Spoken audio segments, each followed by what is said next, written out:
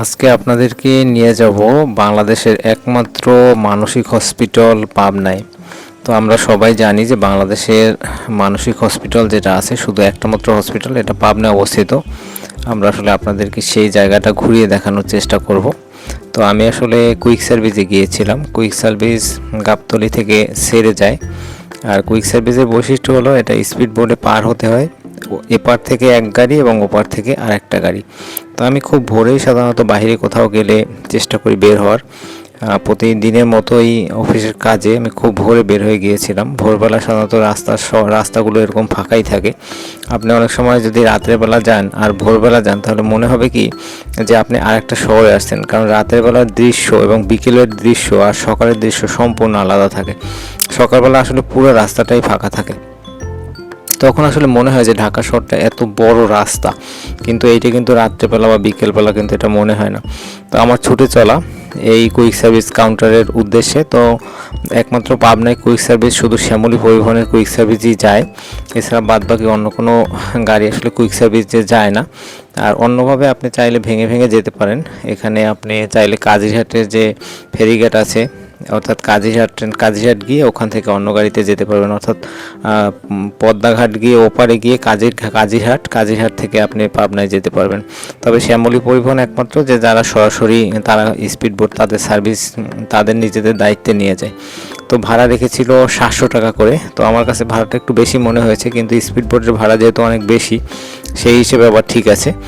আর আপনি যদি বাই রুটে যেতে চান পদ্মা সেতু পার হয়ে, তাহলে হয়তো 6 থেকে 6.5 ঘন্টা সময় বা 7 ঘন্টা, অনেক সময় 8 ঘন্টা সময়ও লাগে। তো সেখানে ভাড়া 600 টাকা রাখে। আর এখানে অবশ্য 3.5 ঘন্টার মধ্যে আপনি কুইক সার্ভিসে চাইলে পাবনায় পৌঁছাতে পারবেন, এটা সবচেয়ে বড় একটা বিষয়। তো আমার চ্যানেলে যদি নতুন হয়ে থাকেন অবশ্যই আমার চ্যানেলটা সাবস্ক্রাইব করবেন এবং আমার পাশে থাকার চেষ্টা করবেন। আমিও চেষ্টা করব আপনাদের জন্য বিভিন্ন ভিডিও তৈরি করার এবং আপনাদের সাথে বিভিন্ন ভিডিও, দেশ বিদেশের ভিডিও আমি শেয়ার করার চেষ্টা করব। আর অবশ্যই আপনারা আমার পাশে থাকবেন। আর আমি আসলে ম্যাক্সিমাম সময় শ্যামলী পরিবহনে ট্রাভেল করি, কারণ শ্যামলী পরিবহনের ট্রাভেল আমার কাছে অনেকটা আরামদায়ক মনে হয়, কারণ এদের সিটগুলো একটু মোটামুটি বড় এবং পায়ের লেগ স্পেসটা কিছু কিছু গাড়ির অনেক বড়, আর মানে বেশি স্পেস থাকে, যার কারণে বসে আপনি কমফোর্টেবলি বসতে পারবেন। সব গাড়ির সিটগুলো আসলে সিটের সামনে এতটা জায়গা থাকে না, তবে অনেক গাড়িতে শ্যামলীর আবার থাকে, দু একটা আবার থাকে না। তো এই জন্য আসলে ওরা অনেক সময় বলে যে এত সিটের গাড়ি। তো এইটা একটা পজিটিভ পয়েন্ট। আর এদের সিটগুলো কমফোর্টেবল সিট আমার কাছে ভালো মনে হয়েছে। আর ড্রাইভিংও মোটামুটি অ্যাভারেজ খারাপ না। তো ওভারঅল আর কি আমার কাছে, আমি অনেক আগে থেকেই শ্যামলী পরিবহনে ট্যুর করি, কারণ এদের পরিবহন আমার কাছে মোটামুটি ভালোই লাগে। তো আমি আসলে পাবনায় যেহেতু গিয়েছি, তো ভাবলাম যে আপনাদের সাথে কয়েকটা বিষয় শেয়ার করি। একটা হলো যে কীভাবে আপনারা এই কুইক সার্ভিসে যাবেন। আপনি গাবতলীর মাজার রোডের ওখানে কাউন্টার, আপনি ওখান থেকে কাউন্টারে টেকনিক্যাল থেকে একটু সামনে আগাইয়া, তো ওখানে আপনি চাইলে ওখান থেকে কাউন্টার থেকে টিকিট কেটে আপনি এই সার্ভিসটা নিতে পারবেন। একমাত্র শ্যামলী পরিবহনেরই এই কুইক সার্ভিস আসে। আমি একবার বললাম, আরও একবার বললাম আপনাদের সাথে। আমরা এখন পদ্মাঘাটে আছি, এই পদ্মাঘাট থেকে আমরা স্পিড বোর্ডে পার হব। স্পিড বোর্ডে পার হয়ে ওপারে যাব, ওপার হলো কাজিরহাট। তো কাজিরহাটও গিয়ে ওদের শ্যামলের আরেকটা গাড়ি আছে, সেই গাড়িতে আমরা পাবনার উদ্দেশ্যে যাব। তবে সবচেয়ে অবাক করার বিষয়, অল্প সময়ের মধ্যেই আমরা আসলে পাবনায় চলে গিয়েছিলাম। তবে একটা বিষয় আপনাদেরকে বলে রাখি, সতর্কমূলক কথা, যেটা যদি আবহাওয়া খারাপ থাকে কখনোই কুইক সার্ভিসে আপনারা যাবেন না, কারণ এই নদী কিন্তু একটু ভয়ঙ্কর। এখানে কিন্তু যদি ঢেউ থাকে তাহলে আপনারা কিন্তু অনেক ভয় পাবেন এবং অনেক আপনাদের জন্য একটু আনকমফোর্টেবল হবে এবং আপনারা একটু রিস্ক কিন্তু। যেমন আমি যাওয়ার সময় কিন্তু কুইক সার্ভিসে গেছি, আসার সময় আমি আবহাওয়া একটু খারাপ থাকার কারণে আমি কিন্তু আর কুইক সার্ভিসে আসি নাই। আমি কিন্তু সেই 8 থেকে 8.5 ঘন্টার জার্নি বাই রোডে পদ্মা সেতু পার হয়ে আসছি।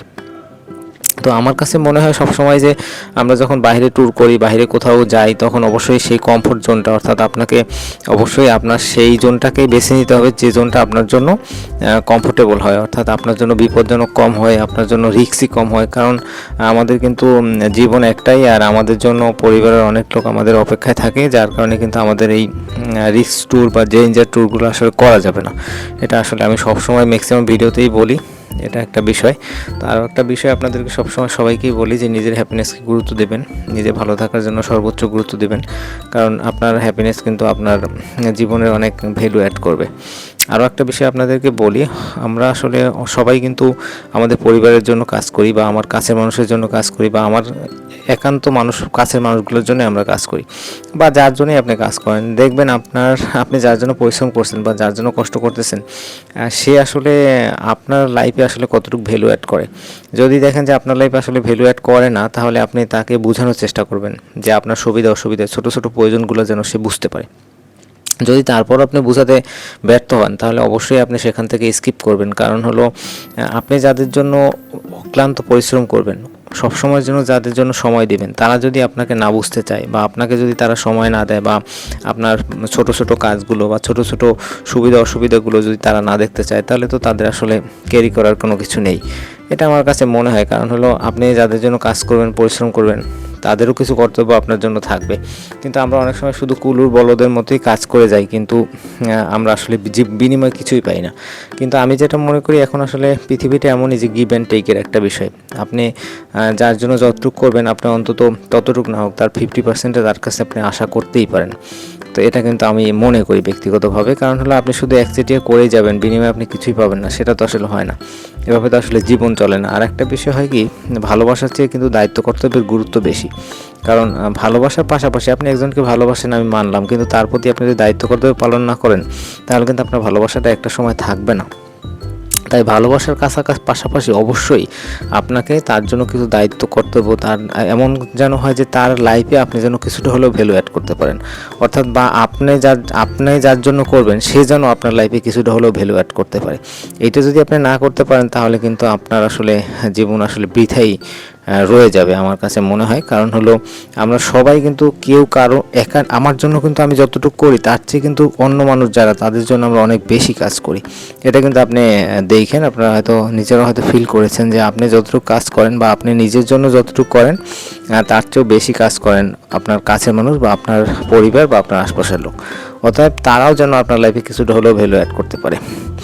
যাক, এটা একটা বিষয় আমি আপনাদের সাথে শেয়ার করলাম। আপনারা এটা নিজেদের মতো করে বিবেচনা করে দেখবেন, নিজেকে প্রশ্ন করে দেখবেন আসলে কথাগুলো কতটুকু সত্য বা কতটুকু মিথ্যে। আমি আসলে জানি না, আমার নিজের আইডিয়া থেকে আমি আপনাদেরকে বললাম, আপনারা নিজেরা নিজেকে প্রশ্ন করেন। আমরা আসলে এখন যাচ্ছি সেই বিশেষ জায়গায়, যেটা আমি আপনাদের বলেছিলাম যে মেন্টাল হসপিটাল বা মানবিক হসপিটাল। তো সেই হসপিটালের উদ্দেশ্যে আমরা রওনা হয়েছি। তো এই হসপিটালের কিছু ইতিহাস আমরা জানবো। 1957 সালে পাবনা শহরের শীতলাই জমিদার বাড়িতে তৎকালীন civil surgeon doctor Mohammad Hossain Ganguly আসলে এই মানসিক হসপিটালটা প্রথম প্রতিষ্ঠা করেন।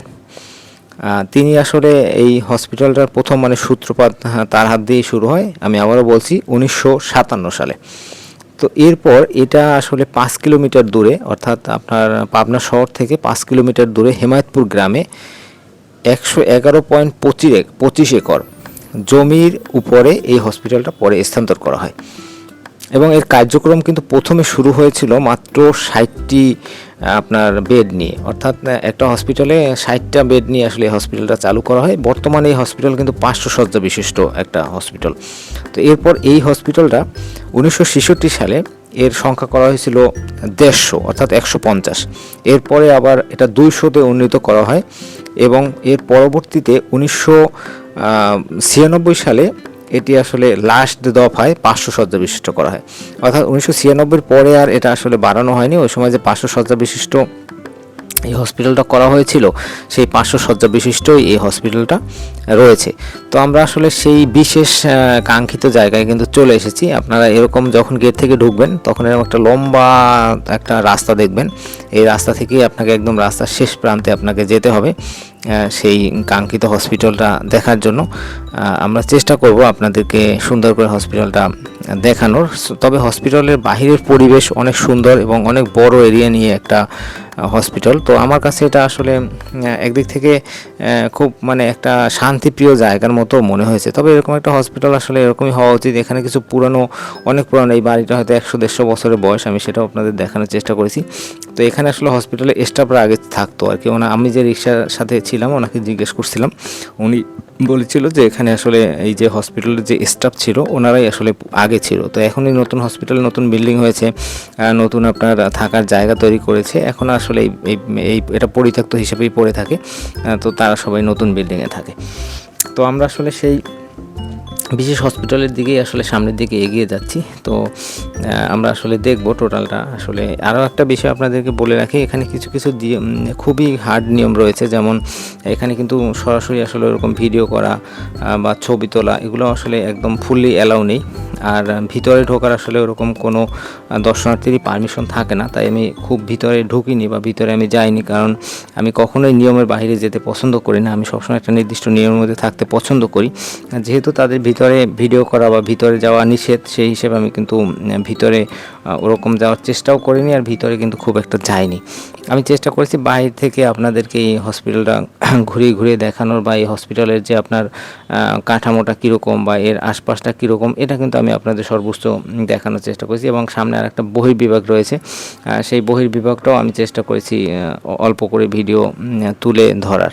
এবং এখানে সুন্দর করে কিন্তু একদম নির্দিষ্ট লেখাই আছে যে এখানে আসলে ভিডিও করা বা ভিতরে প্রবেশ বা দর্শনার্থীদের প্রবেশ ভিতরে নিষেধ। কারণ হলো এখানে আমরা জানি যে মেন্টাল রোগীরা থাকে, অর্থাৎ মানসিক ভারসাম্যহীন রোগীরা থাকে। তো এখানে যদি আপনি আমি বা দর্শনার্থীরা বেশি গিয়ে বিরক্ত করি তাদেরকে, তাহলে কিন্তু তারা বিরক্ত ফিল করবে এবং তারা আসলে সুস্থ চেয়ে অসুস্থ হয়ে পড়বে বেশি। যার কারণেই কিন্তু এখানে আসলে ওরকম বাহিরের যে দর্শনার্থী যারা আছে এদেরকে ভিতরে আসলে প্রবেশ করতে দেয় না, একদম সুন্দর করে সাইনবোর্ডে লেখা আছে। তো এই জন্য আমি আসলে ওই তাদের লেখা বা তাদের নিয়মের বাহিরে আমি যেতে চাইনি বা যাইনি। কারণ হলো আমি চাই যে আমরা সবাই যেন একটা নির্দিষ্ট নিয়মের মধ্যে থাকি। কারণ একটা নিয়ম এক জায়গায় অ্যাপ্লাই করলে সেটা যদি আমি ভঙ্গ করি তাহলে কিন্তু আরও একজন ভঙ্গ করবে। তাতে কি হবে, দিন শেষে ওইখানের পরিবেশটা নষ্ট হবে এবং ওইখানে ভারসাম্য পরিবেশের নষ্ট হয়ে যাবে। তো এই জন্য আমি আসলে এটা করিনি। আমি চেষ্টা করেছি আপনাদেরকে এই আশপাশটা ঘুরিয়ে দেখানোর। তবে আপনারা যদি কখনো পাবনায় যান তাহলে অবশ্যই এই জায়গাটার আশপাশটা ঘুরে আসবেন এবং টোটালটা দেখার চেষ্টা করবেন। কারণ এটা দেখলে আপনার হয়তো লাইফে একটা ভ্যালু ক্রিয়েট করবে। কারণ হলো আপনার এটা দেখার প্রয়োজনও আছে আমি মনে করি। এর কারণ হলো আপনি মানে আরও একটা বিষয় আপনাদেরকে বলি, শুধু এইটা না, প্রতিটা হসপিটালেই আপনি মাঝে মাঝে ভিজিট করবেন। তাহলে কি হবে, আপনি জীবনে যে আপনি কতটুকু ভালো আছেন, আপনি কত যে সুস্থ আছেন, আপনি যে কতটা ভালো আছেন এখনও সেটা বুঝতে পারবেন। আর আপনি এটা গেলেই শুধু বুঝবেন, কিন্তু আপনি কিন্তু আপনার জায়গা থেকে বুঝবেন না। আপনি মনে করবেন আপনার চেয়ে মনে হয় অন্য মানুষ অনেক ভালো আছে, কিন্তু আসলে না, অনেক মানুষ অনেক কষ্টে আছে। তো আমি আসলে এখানে দুপুরে খাওয়া দাওয়া করেছিলাম। এটা হলো পাবনার জেলখানা রোড বা জেলখানা। তো আমি আসলে অটোতে থেকে থেকে যতটুকু পেরেছি এখানে আপনাদের জন্য ভিডিও করার চেষ্টা করেছি। আর আমি আমার জায়গা থেকে চেষ্টা করেছি আপনাদের সামনে টোটাল ভিডিওটা তুলে ধরার। তো আমি আবার এখান থেকে পরে আমি শাহজাদপুর ট্রাভেলসে ঢাকাতে চলে আসি। সেটাও আমি একটা ভিডিও আপনাদেরকে দিয়েছি, স্লিপার গাড়ি। তো এটা খুব সুন্দর, মোটামুটি স্লিপার গাড়িতেও আসা যায়, এটা খারাপ না। তবে স্লিপার গাড়িতে একটা প্রবলেম আছে, সেটা হলো বর্ষার সময় আপনারা স্লিপার গাড়িতে আসবেন না। কারণ যে স্লিপার গাড়িগুলো আছে শাহজাদপুর ট্রাভেলসে, তা দিয়ে কিছু কিছু মাঝে মাঝে পানি পড়ে, এটা প্রবলেম। এছাড়া সিটগুলো ভালো, সব কিছুই ভালো, কিন্তু বর্ষার সময় আমি মনে করি সেটা অ্যাভয়েড করাই বেস্ট। তো ওভারঅল আমি একটা ভালো সময় কাটিয়েছি। আপনারাও আমার সাথে অনেকটা সময় দিয়েছেন, আপনাদেরকে অনেক অনেক ধন্যবাদ আমার সাথে থাকার জন্য। আপনাদের সবাই সুস্থতা এবং সবাই ভালো থাকবেন এই প্রত্যাশা আমি সবসময় করি। আপনারা যাতে সবসময় আপনার লাইফে একটা ভালো সময় কাটাতে পারেন এবং নিজেকে সময় দেবেন সবসময়, এটা আমি সবসময় বলি। কারণ আপনি কিন্তু দিন শেষে নিজে হ্যাপি না থাকলে আর কাউকে হ্যাপি রাখতে পারবেন না। ওভারঅল সবাইকে হ্যাপি রাখা আসলে আমাদের পক্ষে সম্ভব না, তবে আমরা যতটুকু পারবো সবার পাশে থাকার, সবাইকে হেল্প করার চেষ্টা করব। সবাইকে অনেক অনেক ধন্যবাদ আমার ভিডিও দেখার জন্য। আরও একবার ধন্যবাদ বলে শেষ করছি।